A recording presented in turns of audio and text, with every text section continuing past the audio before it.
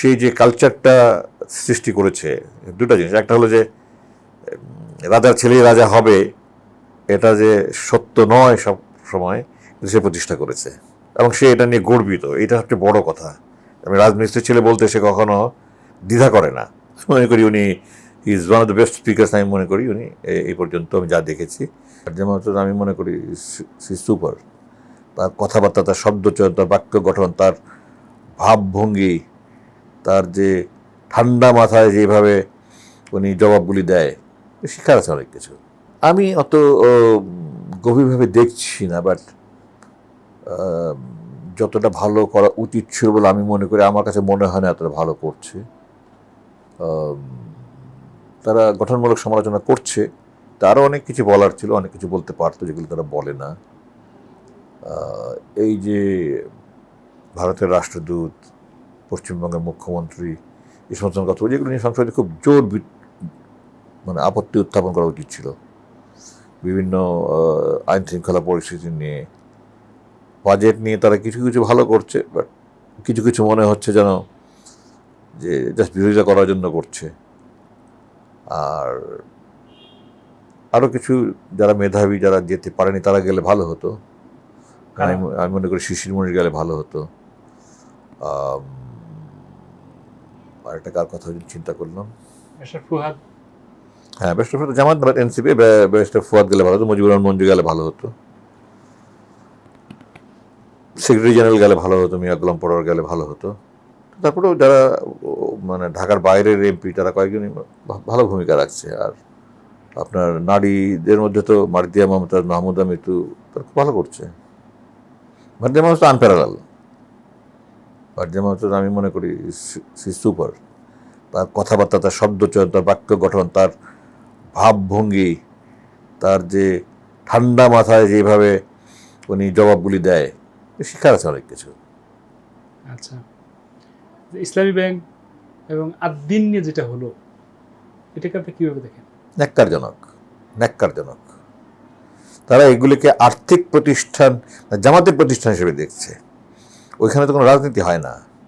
দেশের এত এত মানুষের পুঁজি, দেশের এত এত মানুষের কর্মসংস্থান, এগুলি নিয়ে হেলাফেলা করা। সালাম দখল করেছিল, তারপরে আবার সেটাকে চেঞ্জ করে চেয়ারম্যান দিল, আবার আন্দোলনের মুখে তাকে সরিয়ে দিয়ে একটা অ্যাডমিনিস্ট্রেটর দিল। এখনও এমডি বা বোর্ড অফ গভর্নর্স ঠিক হয়নি। তো একটা ব্যাংক, এটা দেশের সবগুলো ব্যাংক মিলিয়ে বোধহয় এত বড় ব্যবসা নাই আমার যতটুকু ধারণা। তো সেখানে এই ব্যাংকটাকে এইভাবে ক্ষতিগ্রস্ত করার একটা বিশাল বড় ধাক্কা গেছে এটার উপর দিয়ে। তারপরে এটাকে কোনো রকমে তারা টেনে তুলছিল, আবার এটাকে গর্তের মধ্যে ফেলে দেওয়ার কোনো কারণ ছিল না। আর দিন এটা তো একটা তামাশা। অহরহ আপনার সরকারি হাসপাতালগুলোতে যান না, অবহেলায় অহরহ মানুষ মারা যাচ্ছে, অহরহ মানুষ মারা যাচ্ছে। তো সেইখানে হ্যাঁ, মারা গেছে যদি ইয়ার জন্য হয়, অস্বাভাবিক, 6 জন একদিনে মারা গেছে। যদি এটা কারো ত্রুটির জন্য হয়, অবহেলার জন্য, তাকে শাস্তি দাও। আপনার মাথা ব্যথা হলে মাথা কেটে ফেলতে হবে না। এখানে গরিব মানুষ, এত হাজার হাজার মানুষ, এত শত শত দেশি বিদেশি স্টুডেন্ট ছিল যারা মেডিকেল করতো, মহিলা, তারা এখন সব হতাশার মধ্যে আছে। তারপরে হাসপাতাল নিয়ে দিয়ে তামাশা করার কোনো মানে নেই। অন্যরা মরছে না, তাহলে এটা কেন? এটা কারণ এটা তারা জামাতের সাথে সরাসরি সম্পৃক্ত তো না। এটা চেয়ারম্যান যিনি, আপনার আকিজ গ্রুপের যে চেয়ারম্যান ডক্টর মহিউদ্দিন, বাট উনি ইসলামী মাইন্ডেড, তারা ভাই সব ইসলামী মাইন্ডেড। সেই হিসাবে এটাকে এইভাবে বন্ধ করে দেওয়ার কোনো সমাধান হলো না। এই যুগে যারা অল্প পয়সায় সেবা পেত, তারা কোথায় পাবে এখন? মানে বশিরউদ্দিনের বড় ভাই মহিউদ্দিন, মানে মানে আমি যেটা বললাম যে তাকে শায়েস্তা করার কোনো বিষয় নাকি? I have no idea. আমার তো মনে হয় যে তারা এই দুটাকে জামাতের প্রতিষ্ঠান হিসেবে দেখে জামাতকে কাবু করার জন্য করেছে। আচ্ছা, অনেকে তো বলতেছে যে সামনে কি আবার ইবনে সিনা কিনা, ইসলামিক ব্যাংক হসপিটাল কিনা। কোনো কিছু অসম্ভব না। বাংলাদেশ হলো সব সম্ভবের দেশ। বাংলাদেশ সব সম্ভবের দেশ। এখানে কোনো জবাবদিহিতা নাই, স্বচ্ছতা নাই, আইনের শাসন নাই। সুতরাং যে যা ইচ্ছা, যে যখন ক্ষমতা থেকে সে যা ইচ্ছা করে সে পার পেয়ে যায়। আচ্ছা, বিচারহীনতার দেশ আমাদের। কয়েকজন ব্যক্তি বিশেষ সম্পর্কে জানতে চাইবো, আপনার ভালো লাগাটা প্রকাশ করবেন। একটা হলো স্পিকার, বাংলাদেশের সংসদের যে স্পিকার, তার কিছু কিছু বক্তব্য বা রিপিটিশন অত্যন্ত প্রশংসা দাবি, এটা আমরা ফেসবুকে দেখি। আপনার কি মনে হয়? আমি মনে করি উনি is one of the best speakers. আমি মনে করি উনি এই পর্যন্ত আমি যা দেখেছি, উনি মানে সরকারি দলের কেউ যদি এমন কিছু কথা বলে যেটা বলা উচিত নয়, এর আগে কোনো স্পিকারকে আমি দেখিনি যে এটাকে এক্সপাঞ্জ করতে বা তাকে থামিয়ে দিতে।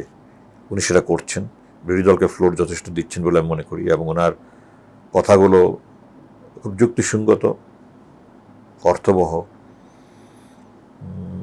আমার সাথে দেখা হয়েছে কয়েকবার, আমাদের যোগাযোগ আছে এখন ওনার। উনি আমাকে হাসপাতালে দেখতে গেছেন, আমাকে বলেছিলেন যে তুমি আসো রাজনীতিতে, তোমার মতো ছেলে দরকার রাজনীতি, আমরা তো দেশ স্বাধীন করে দিলাম, এখন তো আমাদের বয়স হয়ে গেছে, তোমরা দেশটাকে গড়ো। তো আমি বললাম স্যার আমি কেবল 8 বছর পরে আসছি, আমি দুনিয়া এখনও কিছু বুঝি না, দুনিয়া কীভাবে কী চলছে না চলছে আমাকে বুঝতে সময় দেয়, আমি চিন্তা করে দেখি। তো আমি মনে করি মেজর হাফিজ উনি ভালো করছেন, মেজর হাফিজ।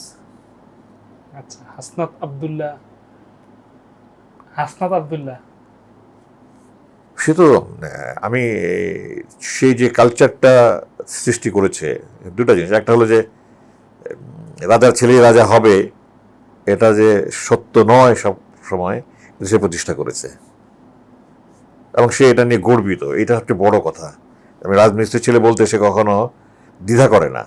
আমার বাবার পরিচয়, যাই হোক আমি আমার বাবার ছেলে, আমি ওখান থেকে উঠে এসেছি, এটা তার একটা বিশাল ক্রেডিট। আর একটা হলো যে সে জনগণের কাছে সব কথা খোলামেলা বলে, তার মধ্যে কোনো মুনাফিকি আছে বলে আমি মনে করি না।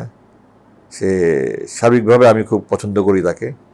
তবে একটু আক্রমণাত্মক কথাবার্তা না বলাটাই আমি পছন্দ করি ব্যক্তিগতভাবে। খুব কঠোর ভাষায় আগ্রাসী মনোভাব নিয়ে কথা না বলাটাই ভালো। এটা সবার জন্য, শুধু হাসপাতাল নয়, সবার জন্য আমি মনে করি এটা ঠিক না, না করাটাই ভালো। আমরা তো সবাই মিলে একসাথে দেশ গড়ি, এটাই আমাদের উদ্দেশ্য, দেশটাকে ভালো করি। তো সেখানে এরকম আক্রমণাত্মক ভঙ্গিমা না থাকাটাই ভালো। আচ্ছা, তা সংসদের এমন বক্তব্য দেখে আপনাকে লোভ জাগে না যে আপনার সংসদ সদস্য হবেন, সংসদে বক্তব্য দিবেন? আমার মনে হয় আমার সময় নষ্ট হয়তো আল্লাহ আমাকে বাঁচিয়েছে, কারণ ওখানে মনে করেন এখন 350 জন, ঠিক আছে? তো 350 ঘন্টার মধ্যে গড়ে একজনে 1 ঘন্টা, জি এর মধ্যে স্পিকার আগে পিছিয়ে কথা বলে, জি তারপরে 400 ঘন্টার মধ্যে এক এমপি 1 ঘন্টা পায় অন অ্যান অ্যাভারেজ।